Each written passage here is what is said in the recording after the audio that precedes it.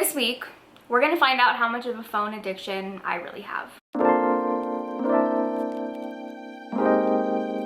So today I'm doing an exciting video where I am swapping my screen time for reading. I've seen a bunch of people doing this type of challenge recently and it looks like a lot of fun, but it also looks like it's gonna be very difficult. So the very first thing that we need to find out is what is my actual screen time. I'm kind of nervous to look, but we're gonna look at last week. So, oh my God. My last week's average is 4 hours and 58 minutes. And I was also down 11% from the week before that. So as you can see with the daily, I'm kind of all over the place. Sunday was 8 hours, almost 9. Monday was 4 hours. Tuesday, 2 hours. 5 hours, 4 hours. I seem to do the most on the weekend, which makes sense. So my total screen time for last week is 34 hours and 50 minutes. And then that breaks down to about 5 hours a day. So to figure out how many hours I need to be reading every day this week to convert my screen time into reading, we need to do some investigation into the actual apps that I'm using because I use my phone to read. So some of the screen time is already reading time and we need to take that out to get our correct total. I'm trying to be easy on myself. TikTok is my #1 vice. 9 hours and 15 minutes on TikTok. That's like really bad. And that's actually a good week. I wonder what the week prior to that was. Oh my God. The week prior to that is 15 hours, 58 minutes. We're not looking at that week.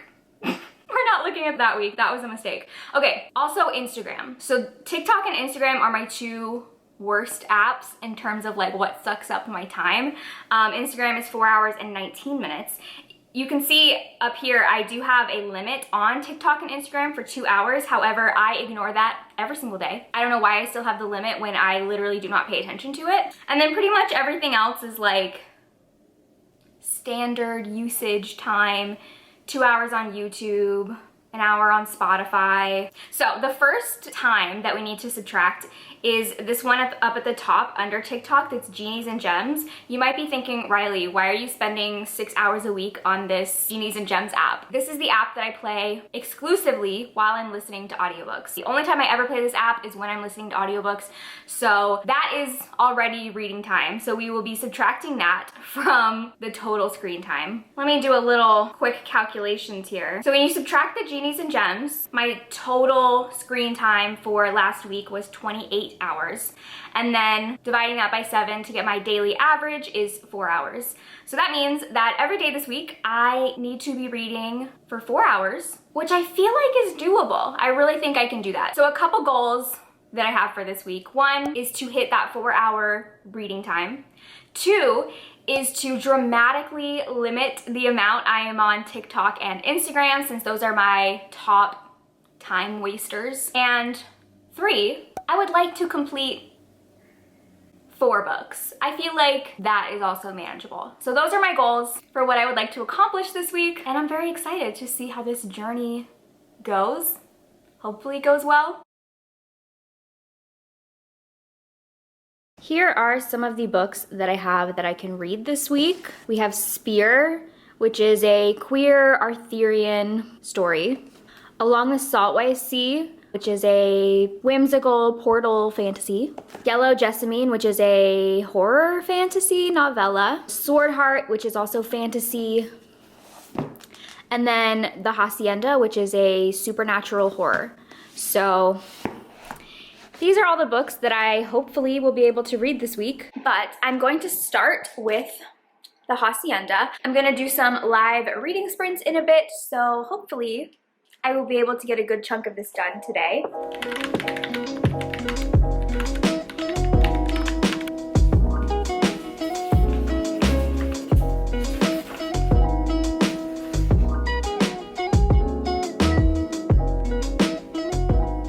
But my book, The Hacienda, is very good so far. There's 2 point of views, and one of them is a priest who I'm just like picturing him to be hot. I don't know if he actually is, but I was like, I'm gonna make this better for myself and picture him to be hot. So I just did some reading sprints on my Patreon and I read for like a total of 3 hours. So I got a lot of really good reading done today already. I read 176 pages of the Hacienda, so I'm now halfway into it. And I'm liking it, I'm not loving it, but I am enjoying it. I really like the two main characters, the two point of views that we are going back and forth between, but specifically I love the priest. He's very interesting. There's like more to him than meets the eye, possibly something magical, and the setting and the vibes are really good. It's starting to get creepier, but it still hasn't fully like ramped up in like the horror yet. I'm hoping that in the second half of the book that starts to happen, but since this is more of like a gothic horror, it is more like slow building the suspense rather than like being full horror all throughout it. I'm also listening to it on audio and the audiobook is really good. Both of the narrators are doing a great job. So far today, I've gotten some really good reading done. I also just realized Loki is like fully passed out in the back there. You guys have to see him. You know, if I could come back in another life and be him, that is all I want. Look at how chill he looks. So yeah, I'm gonna take a little bit of a break because I was on live for a while, and then I will read more of this and finish my hours for the day.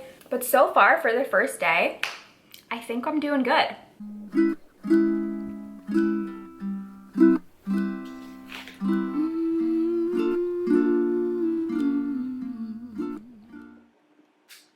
Oh, okay. So I've now read for the full 4 hours. I have about 100 pages left of the Hacienda, so I definitely will be able to finish this tomorrow morning. I'm not gonna read any more tonight. 4 hours was kind of a lot, but I realized I have not given you any type of plot synopsis for this yet. So basically, the blurb of this says that it is Mexican Gothic meets Rebecca. It takes place in the aftermath of the Mexican War of Independence, and we're following this woman named Beatrice, whose father was executed. And so to acquire safety and security for herself, she accepts a marriage proposal from this guy and moves into like his countryside estate. But there are rumors surrounding the mysterious death of his first wife, and while she is living in this new home, she starts to hear voices and see things, and she's getting a very creepy vibe. Something is not right. So she enlists the help of a local priest to come and exorcise whatever evil spirit is in the house. That's kind of just like the general plot of the story. We're following her point of view as well as the priest's point of view. It's definitely very interesting, and I totally get the comparison to Mexican Gothic. It really does remind me of that book. It also reminds me of the movie The Nun, the one that's like in the Conjuring universe. The vibes, the setting, and also some of the characters are reminding me of that, because now I'm remembering there was a priest character in that movie that's reminding me of the priest in this book. It is a little bit slower than I think I would like. I do know that like Gothic books just tend to be slower. That's just the vibe, and I typically don't mind that, but I don't know. I'm ready for it to pick up the pace, but I do like all of these supernatural and like magic elements to it. There's like witchcraft and magical rituals involved in here, but I'm not like super captivated or like obsessed with it. I feel like the last 100 pages are really going to determine what I think of this, depending on like how it all wraps up and what the ending is. Because I kind of had similar feelings when I was reading Mexican Gothic, and then the last like 50 pages of that book blew me away. So we are ending day 1 on a high note. I completed my 4 hours for today, and tomorrow morning I will definitely be finishing this.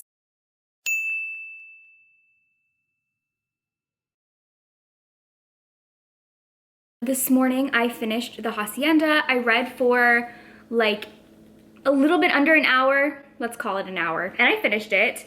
I didn't really like the ending. I didn't really care for it. I feel like when it comes to horror, I don't want like just cookie cutter endings, and that's what this was. Like everything was tied up with a bow, and it was just I don't know, a basic ending. I was hoping for something more, just more. So I don't know, like 2.5, 3, that feels kind of harsh, but I just ended up not really caring for this. Last night, I ended up finishing my rewatch of the Star Wars prequels because I wanted to rewatch the first 3 before I watched Obi-Wan. So I finished Revenge of the Sith, and then I watched the first episode of Obi-Wan, and it was so good. It was so good. And I feel like I'm living in my perfect Star Wars era where people are finally putting some respect on their prequels' names. And Obi-Wan has forever and always been my favorite Star Wars character. The crush that I have had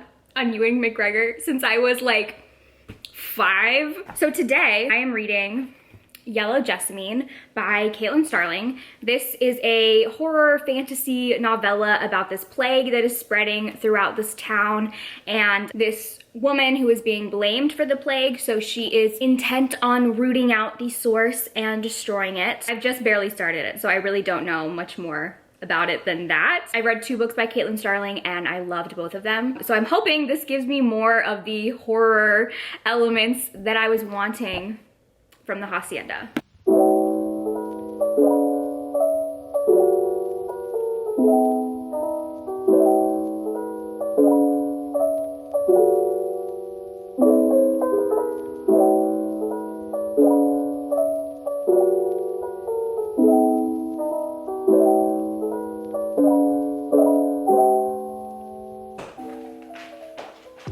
I got a piece of cheesecake and I'm very excited about it.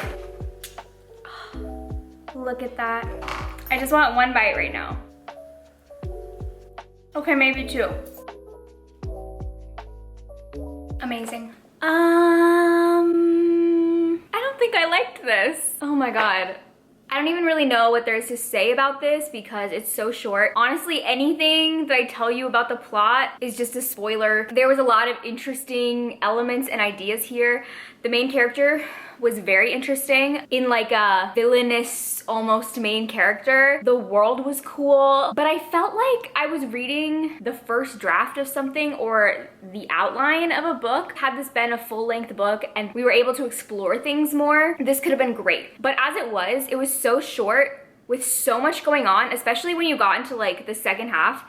It kind of became a little bit convoluted and like not enough time to really like develop. I don't know, it was just kind of weird. I don't know. I have been calling this a sapphic horror, which like technically it is. Nothing sapphic happens or is referenced until like the last like 2 pages. Okay, positives. The writing was good. I liked the characters. I liked the world. Like it's hard for me to even review it because everything that was here I liked. I just wanted more, like more of everything, more development. I usually really like novellas. 3 stars? Yeah, maybe 3 stars. But this was definitely a disappointment because I love this cover so much and I was really expecting to like this. But anyways, I've now read for a total of 3 hours today, so I have 1 hour left. Let me go get my stack of books. Since the 2 books that I've already read have not been great, I want to pick one that like I'm sure to like. So let's do Along the Saltwise Sea by A. Deborah Baker, aka Seanan McGuire. I feel like I have to always say that in every video, otherwise someone wants to tell me that this is a pen name for Seanan McGuire. As if I'm not her #1 stan. This I feel like is a shoo-in for me to love. I've given almost every Seanan McGuire book that I've read 5 stars. I gave the first book in this series 5 stars. I sort of read Middle Game and then the first book out of order. I read Over the Woodward Wall first and then I read Middle Game. So now I'm going back into this knowing where the story comes from and like how it ties into Middle Game. So I am excited. All right, so I read for another hour. I have nothing to say about my book yet. It's good, but I didn't read that much of it. I was reading kind of slow because I'm getting tired. I am done for the day. I read my 4 hours. Things are going great, even though I haven't been liking what I've been reading. And now I'm gonna get ready for bed.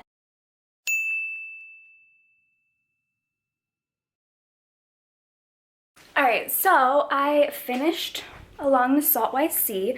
I was reading it for like 2 hours this morning and I really enjoyed this. Something that I am loving about this series is how meta it is. So basically these are books from in a book. In Seanan McGuire's book, Middle Game, there is a prolific children's author who wrote this series of children's books where these two kids go over this wall, they find themselves in this new magical world, and they have all these adventures there. And in Middle Game, you got excerpts of the books. And the reason why I say it feels very meta is because I feel like A. Deborah Baker and this series is a fictional version of Seanan McGuire and her own Wayward Children series. The parallels between these books and the Wayward Children's books, there's so many. Like, I feel like I could do an entire like deep dive video into all of the parallels between the two series. There's so many correlating themes and things that happen, and I can see how like the Wayward Children series was like setting the groundwork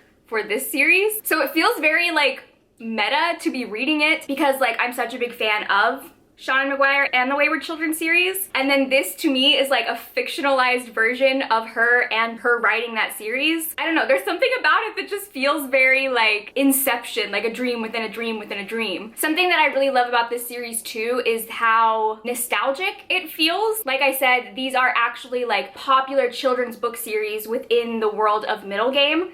And these are stories that like little kids grew up with. The feeling that I get when I read them is like I'm reading my favorite childhood story. It very much has that vibe of like, this is a story that your parents read you when they were tucking you into bed as a little kid.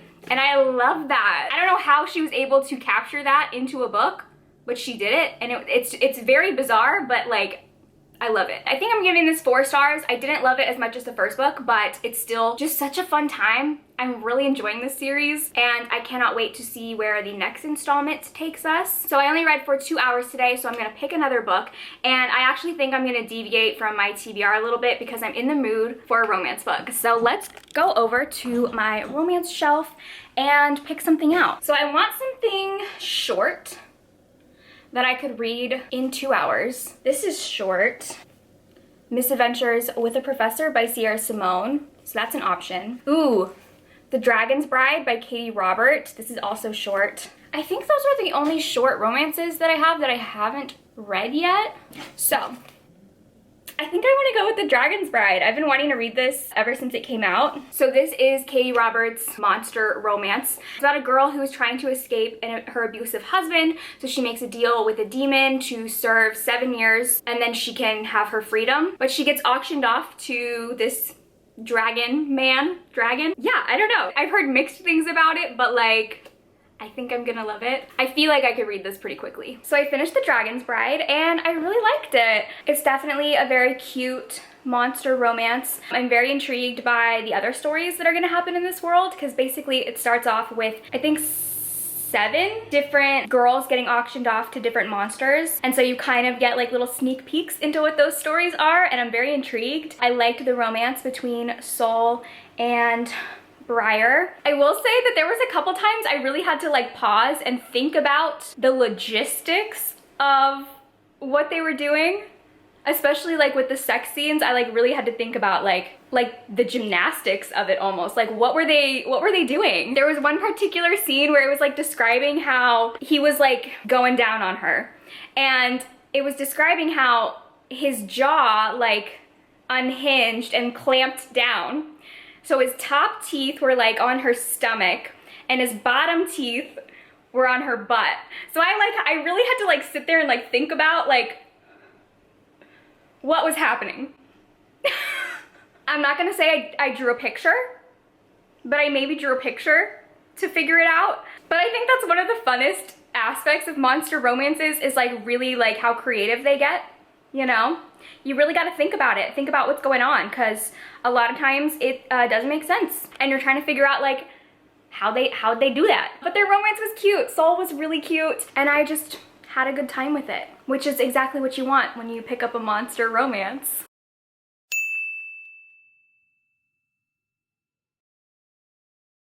All right, so this morning I actually went completely off my TBR because I got the audiobook for Where the Drowned Girls Go, which is the 7th book in the Wayward Children series by Seanan McGuire.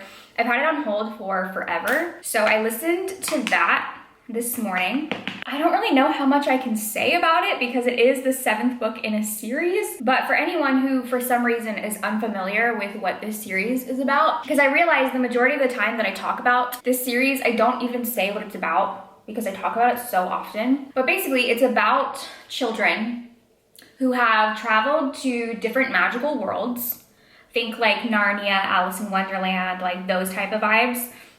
And then they came back to the real world and they have a very hard time fitting back into society because they've gone on these magical adventures and they want to go back. So they end up at this school called Eleanor West School for Wayward Children. Basically, the way that this series goes is that there's the odd books and there's the even books. So every other book is a different vibe.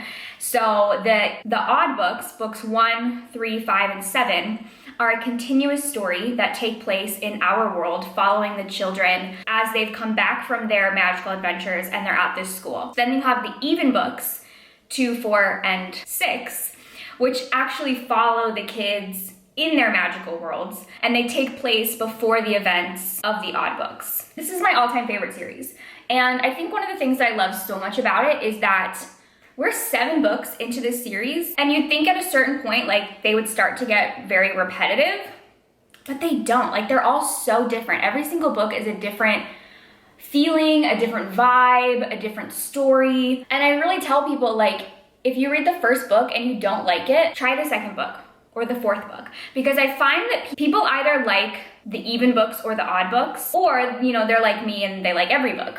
But I think the majority of people who read this series, you're either an odd book person or you're an even book person. And I find that a lot of people do prefer the even books where you're following the children in their magical worlds as opposed to the ones where you're in the real world. I definitely prefer the even books, but I like the odd ones as well and the continuous story that they're being told. The even books have really no order. You can read them at any point. You could even start with them. However, the odd books is a continuous storyline, so you have to read those in order. Sorry if this gets confusing. I try my best to explain it. But anyways, Where the Drowned Girls Go, it's the 7th book, so it's the 4th in the odd book storyline. And it's directly following the events of the 5th book, where Cora had a very unpleasant experience with the drowned gods, and she's now terrified of them finding her and pulling her back into their world.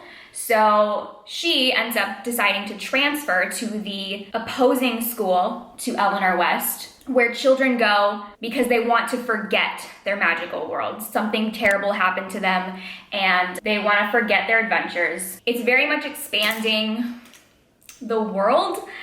This is the first time we've got to see the other school, and it's very different vibes to Eleanor West's school. And I really liked all the new characters that we met. I also really like Cora, so I was glad that we got to explore more of her and her character development. So I was actually reading that for just under 4 hours. So again, I'm gonna round up, we're gonna call it 4 hours. And I don't think I'm gonna do any more reading today because I am going out. I have a lot of errands that I have to run. So I'm not gonna start another book until tomorrow, and I'll check in with you guys then.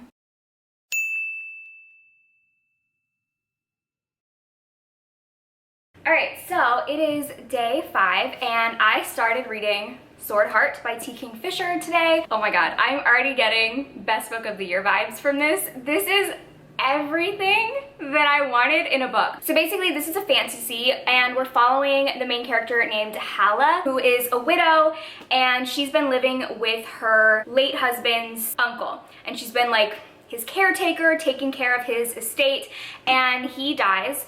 And leaves her a very big inheritance, a lot of money. He leaves her the house, and the rest of his family is very pissed off about that. They want the money, they want the house. So they lock Hala up in her room and are trying to force her to marry her cousin so that the inheritance will stay in the family. But that is the last thing that she wants. She doesn't want to marry her clammy hand cousin. So the book starts off with her trying to kill herself, which sounds dark, but it's in a humorous way. This book is very funny. So she's trying to figure out the best and least painful way to kill herself, and she realizes that above the bed is this sword. So she pulls the sword down and she's like contemplating, okay, how do you actually kill yourself with a huge sword. So she decides that she's going to fall on the sword.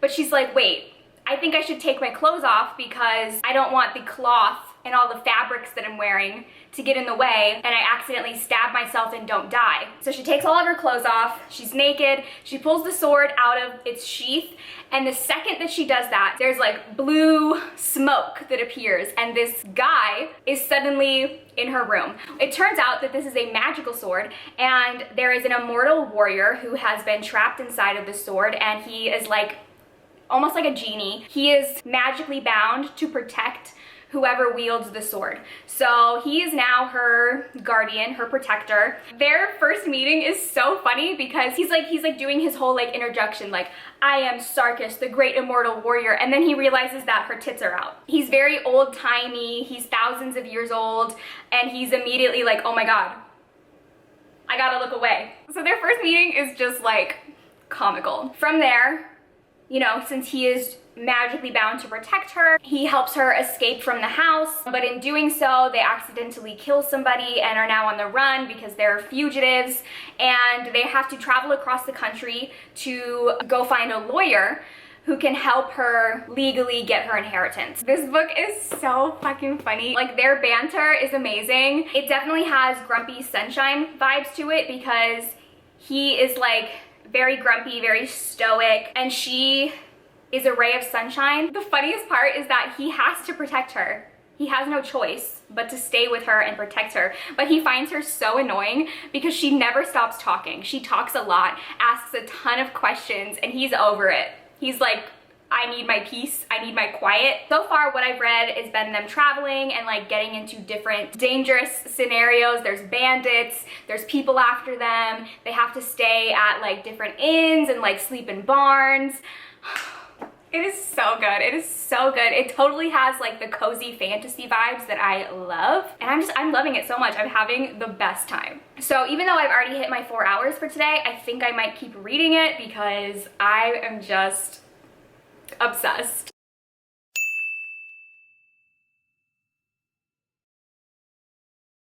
Okay, so this is the last day of my experiment. I didn't update you guys yesterday because I was literally just reading the whole day and I didn't want to stop to film an update because I love this so much. I read for over 4 hours yesterday, and then I read for another 4 hours today, and I've now finished this book. And if you can't already tell, this is an immediate 5-star. I think this is my favorite book of the year. It is definitely a contender for favorite book of all time. This was everything that I wanted. It is such a fun fantasy world that is also a very low stakes, small scale story, which is what I love. I love fantasy books that take place in a very fantastical, fun fantasy world, but it's not about a war. It's not about like the king and queen or like trying to save the world. We're literally just following a story of this girl trying to get her inheritance. And she happens to have drawn a magical sword where there's an immortal warrior inside who is now magically bound to protect her. And they fall in love. So cute. Through the course of their journey, they're attacked by her family, bandits, terrifying jelly monsters, a magical forest that wants to trap them inside of it. It is such a fun cast of characters, and the slow burn romance is so good. It is so good. Like, I loved their romance so much. It felt like it progressed in such a natural and perfect way. And by the time they finally like had their moment, it was everything. I loved it. If there's one book that you end up reading from this video, let it be this one, because this was amazing. Like, you're gonna hear me talking about this book for the next 7 months. I'm not gonna shut up about it.